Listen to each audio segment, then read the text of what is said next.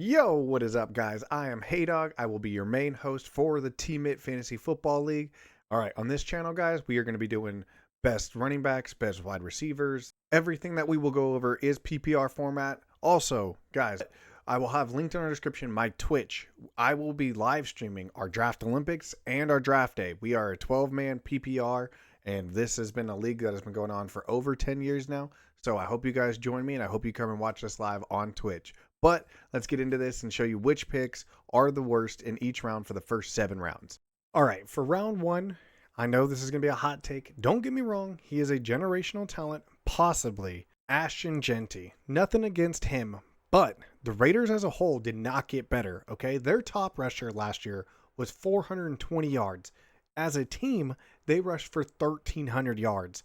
I just don't see. They only drafted 2 offensive linemen this draft, and they were both third rounders, a guard and an offensive tackle. And they only picked up Alex Kappa, I'm pretty sure is how you say it, as a offseason move for that line. That line struggled a ton. And I just don't see how Ashton Genty, don't get me wrong, he can create space, all that kind of stuff. But if you were getting hit in the backfield, in no way, shape, or form are you going to be a breakout player that is worth a first round pick. In my opinion, the ceiling for Ashton Genty has to be 1,100 yards, but his floor could be 800. Unless he's vulturing and getting all the touchdowns by the Raiders, which I don't see happening because you still have Brock Bowers, I just do not see this team being successful. This offensive line gave up 50 sacks last year. So for me, I believe that this is the worst part of the first round pick. Next up is Brock Bowers. Now, I know we all saw that bald picture and everybody's getting hyped on it. I just don't think that he is worth a second round pick. In my opinion, I would rather take a tight end. I mean, he had almost 1,200 yards last season and 5 touchdowns with 112 receptions. Now, is that sustainable? Possibly. Don't get me wrong. It could happen again. But what I'm saying is, why waste a second round pick when you can go get an Evan Ingram, a other wide receiver that, yeah, they may not have as many yards, but they have 3 or 4 more touchdowns, which is almost worth having 30, 40 more catches. It's just a second round pick should be a bell cow where it is clear as day. This guy is going to carry my team and he is going to be an everyday starter. Don't get me wrong, Brock Bowers is going to be an everyday starter, but I just don't agree with wasting a second round pick on a tight end that is not just above and beyond these other tight ends. So right here, you can see the stats of these tight ends. I just don't see wasting a second round pick when you can go and get Mark Andrews he's going in like the 6th, 7th round, and he got outscored by 17 points from Brock Bowers. So for me, I just don't see a second round pick at tight end position being that much more valuable than picking up a tight end in the 7th, 8th round and getting you a better running back, wide receiver, or even a top tier quarterback. If you wanted to go get a quarterback like Josh Allen or Lamar Jackson right here, wouldn't argue with you. But a tight end in the 2nd round that is not substantially better just doesn't make sense to me. Next, we have Garrett Wilson in the 3rd round. Just don't agree with it, guys. Don't get me wrong. He has almost had 1,100 every single season, and he's only gotten kind of better. He went 4.37 in touchdowns, you guys can see right here. But for me, is that really worth a 3rd round pick? I'm just very confused on. He's going in the first half of the 3rd round, and I just feel like he should be falling back down. Doesn't make any sense. Why would you pick a wide receiver that is going to have Justin Fields, which you know is going to be running a ton? He is very spotty accuracy-wise. Don't get me wrong. Garrett Wilson can make highlight plays over and over again, crazy catches, but I just don't think that Garrett Wilson is better than some of these other wide receivers going in the 3rd round, such as JSN, George Pickens, or even T-Mac. T-Mac is probably one of my favorite players that you should reach for in the 3rd. I mean, if you're going to go receiver here, I just don't think that Garrett Wilson, I really don't see Garrett Wilson getting 1,000 yards, let alone having a breakout season in his 4th season. If he couldn't put up numbers last season with everything that was around him, I just don't believe that he's going to be able to produce more with a less accurate quarterback, with a more mobile quarterback. I would stay away from Garrett Wilson unless you were getting him at the back end or even early in the 4th. I just do not see him producing enough to be a second wide receiver. If you went RB and Garrett Wilson's your number one receiver, you are going to have a very, very weak wide receiver one right there. Next up, we have Marvin Harrison Jr. in the 4th round. This is one of my least favorite wide receivers. He could be sitting there in the 5th, and I would leave him alone. I don't think I know he put on weight. Don't get me wrong, but I just don't think Kyler Murray can feed him the ball correctly. Now, mind you, I draft Kyler Murray every single year for fantasy football, so don't get it wrong. But I just don't think he can deliver that deep ball that Marvin Harrison Jr. needs. I think that Marvin Harrison Jr. would have to be a comeback route, an out route kind of guy for Kyler. And he did beef up, which was the biggest issue that I had with him last season. I felt like he was kind of getting bodied off the line. He did put on some weight. I want to say he put on like 15 pounds. But as you can see in his stats right here, guys, he had 62 catches on 116. Now, mind you, 42 of those were uncatchable. So he's getting targets. But for him not to crack 1,000 yards with 116 targets is absolutely crazy. 8 touchdowns, love to see that.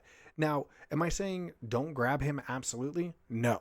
But I'm saying that there are more valuable options like, once again, JSN, George Pickens, Xavier Worthy, any of those guys that have reliable quarterbacks. That is what you guys should be looking at, especially for PPR purposes. You need to be having quarterbacks that can throw to your wide receivers. You don't need a quarterback that is struggling. If you guys watch the preseason, he threw a ball straight to the corner. I mean, literally straight to him.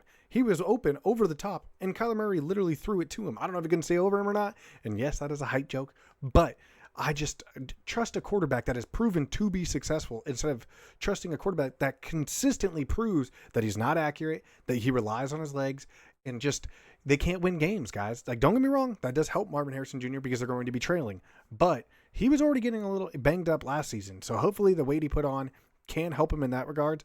But you guys have to realize this quarterback issue is going to be a problem with Marvin Harrison Jr. So go get a wide receiver that has Dak Prescott. I would trust Bryce Young, which is saying a lot, more than Kyler, and get T-Mac instead of Marvin Harrison Jr.